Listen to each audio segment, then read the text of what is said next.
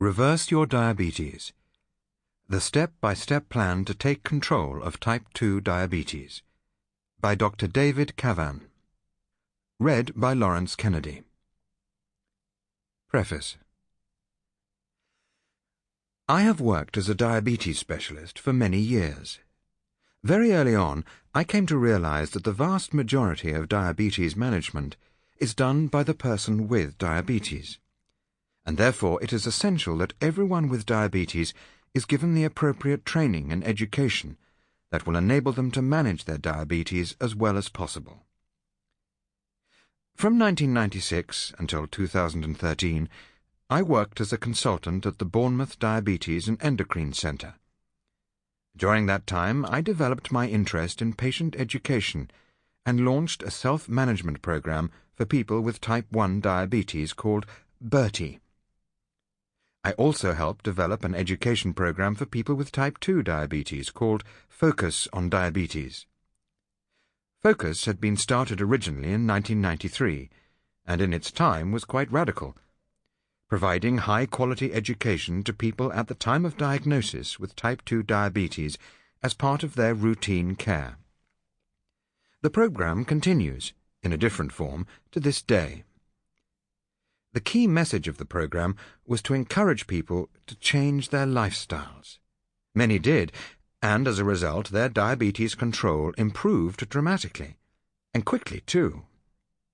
However, after a few years, it became apparent that the improvements we saw began to disappear, and at this stage it would be common to start them on tablets to help control their diabetes. During the early years of this century, the emphasis shifted to using medication to achieve as near normal levels of blood glucose as possible. In more and more cases, this would include the use of insulin. Initially, this led to good improvements in diabetes control, but over time I could see that many people were beginning to put on weight, and once again the improvements would reverse. As I will describe in the book, a number of new medications have been introduced over the past 10 years. Each one came full of promise and, like insulin, often led to temporary improvements. But over time, their effects diminished, and in some cases, the drugs have been withdrawn because of safety concerns.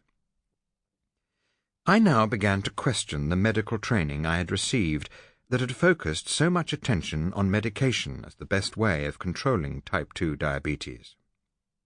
I also began to question the standard dietary advice for people with diabetes, namely to base all meals on carbohydrates. As all carbohydrates are broken down in the body into glucose, it seemed an illogical way to keep blood glucose levels under control.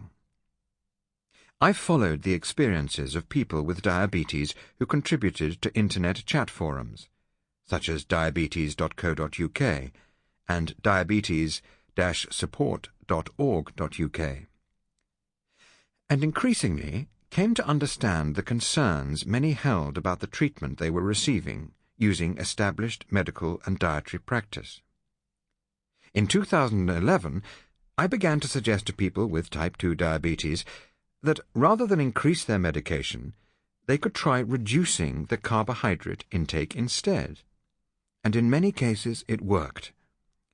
Over the next year, I began to recommend this as the preferred option, and saw many people gain good control of their diabetes, including some who came off insulin altogether after many years of injecting. This certainly challenged the conventional wisdom that type 2 diabetes is a progressive disease that, over time, will likely require long-term treatment with insulin. The realization that people could actually come off insulin if they changed their diet suggested to me that what they were eating had a far more powerful effect on their diabetes than any medication. It also was consistent with newly emerging research-based evidence that type 2 diabetes can actually be reversed. These results initially came from people with diabetes who had weight loss surgery and afterwards no longer had diabetes. Others, who had lost weight by other means, also were able to reverse their diabetes. This, in turn, has led to a greater Sample complete. Ready to continue?